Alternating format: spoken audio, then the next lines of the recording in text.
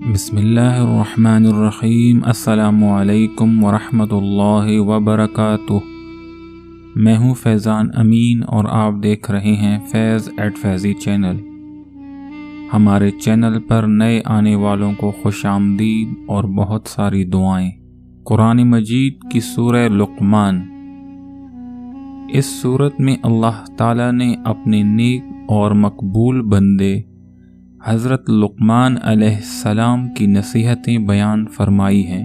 حضرت لقمان علیہ السلام نے فرمایا، 4000 پیغمبروں کی خدمت اور صحبت میں رہ کر جو کچھ ان سے سنا اور جو ان کی تعلیمات حاصل کی، ان کا خلاصہ یہ 8 نصیحتیں ہیں۔ پہلی نصیحت یہ ہے کہ جب تم نماز میں ہو تو اپنے دل کی حفاظت کرو۔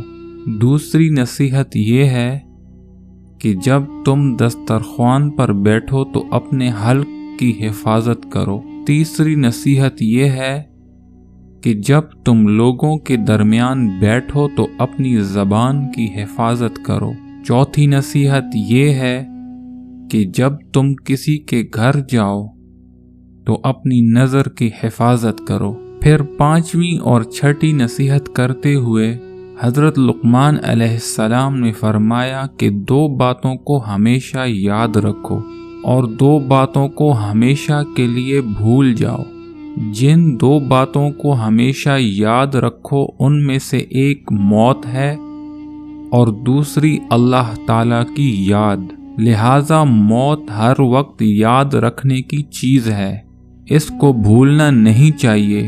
وجہ یہ ہے کہ عام طور پر انسان اس دنیا میں آ کر آخرت کو بھول جاتا ہے اور دنیا کی محبت اس کے دل میں اتر جاتی ہے، اور دنیا کی محبت تمام گناہوں کی جڑ ہے۔ اس لیے کہ دنیا کی محبت سے غفلت پیدا ہوتی ہے اور غفلت میں انسان ہر قسم کے گناہ کر لیتا ہے۔ اب جس درجے کی غفلت ہوگی اسی درجے کے گناہ بھی اس سے ہوں گے، اور جیسے جیسے غفلت بڑھتی چلی جاتی ہے ویسے ویسے انسان آخرت سے دور، دین سے دور، اللہ سے دور اور شیطان کے قریب اور گناہوں کے اندر مبتلا ہوتا چلا جاتا ہے۔ اس غفلت کو دور کرنے والی اور دنیا کی محبت دل سے نکالنے والی چیز موت ہے۔ جس کے دل میں جتنا اپنی موت کا ڈر ہوگا اتنی ہی اس کے دل میں دنیا کی محبت کم ہوگی اور اتنے ہی اس سے گناہ کم ہوں گے، اور اس کے نتیجے میں وہ کامیاب ہوتا چلا جائے گا۔ اس لیے جناب رسول اللہ صلی اللہ علیہ وآلہ وسلم نے بھی اپنے ارشادات میں موت کو یاد کرنے کی بڑی تاکید فرمائی۔ حضور اقدس صلی اللہ علیہ وآلہ وسلم نے فرمایا، یعنی تم لذتوں کو توڑنے اور ختم کرنے والی چیز موت کو کثرت سے یاد کرو۔ موت کو کثرت سے یاد کرنے کا نتیجہ یہ ہوگا کہ دنیا کی نعمتیں اور لذتیں جن کے استعمال کرنے سے انسان کا دل غافل ہو جاتا ہے، موت کے تذکرے سے یہ غفلت ختم ہو جائے گی اور یہ لذتیں جائز حد تک رہ جائیں گی۔ ایک حدیث میں آتا ہے کہ ایک مرتبہ سرکار دو عالم جناب رسول اللہ صلی اللہ علیہ وآلہ وسلم سے کسی نے پوچھا کہ سب سے زیادہ عقل مند اور ہوشیار کون ہے؟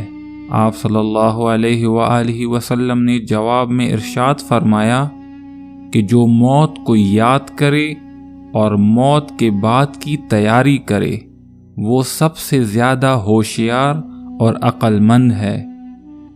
یہی لوگ ہیں جو دنیا کی نیک بختیاں لیں گے اور آخرت کی بزرگی اور شرافت انہی لوگوں کو ملے گی۔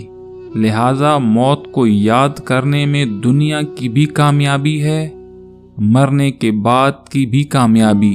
اس لیے انسان موت کو جتنا یاد کرے گا اتنا ہی اس کو حساب کتاب کی فکر رہے گی۔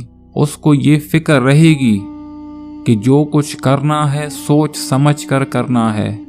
مجھے کل اپنی قبر میں جانا ہے اور حساب دینا ہے۔ زبان سے کچھ بولے گا تو سوچ سمجھ کر بولے گا، ہاتھ پیر چلائے گا تو احتیاط سے چلائے گا، بات کرے گا تو احتیاط سے بات کرے گا، اور اسی طرح خود بخود اس کے تمام معاملات میں درستی، تہذیب اور شائستگی آ جائے گی۔ میرے بھائیو دوستو، یہ دنیا کسی کی نہیں ہے۔ اگر ہم ابھی اپنی زندگی کا جائزہ لیں کہ جتنی عمر ہماری گزر گئی اس میں ہم نے کیا کیا، سب دنیا کے معاملات میں ہم مصروف رہے۔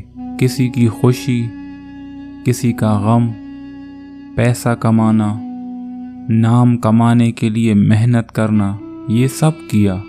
اگر ہماری 100 سال کی عمر اور بھی ہو تو کیا مختلف ہوگا؟ کچھ بھی نہیں۔ آج تک جیسی زندگی گزر رہی ہے ویسے ہی گزرے گی۔ سوچنے کی بات یہ ہے کہ دنیا کے تو سارے کام ہم کر رہے ہیں، آخرت کا ہم نے کیا کیا ہے؟ ہم 100 سال زندہ رہیں تب بھی یہ دنیا ایسی ہی ہوگی، ایسے ہی سارے معاملات چلیں گے۔ ہم کسی کی خوشی میں شریک ہوں گے، ہم پیسہ کمائیں گے، لیکن آخرت کی فکر ہم نے کب کرنی ہے؟ ہم سب کو آخرت کی فکر کرنی چاہیے۔ دنیا کی فکر، دنیا میں کامیابی، دنیا کی معاملات، ان سب کو کرنے کے لیے اگر ہمارے پاس 500 سال کی عمر بھی ہو تب بھی یہی کچھ ہم کرتے رہیں گے، کیونکہ آج تک ہماری جتنی عمر بھی ہے ہم نے یہی کچھ کیا ہے۔ لیکن ہم نے آخرت کے لیے کیا کیا؟ کیا ہمیں آخرت کی فکر ہے؟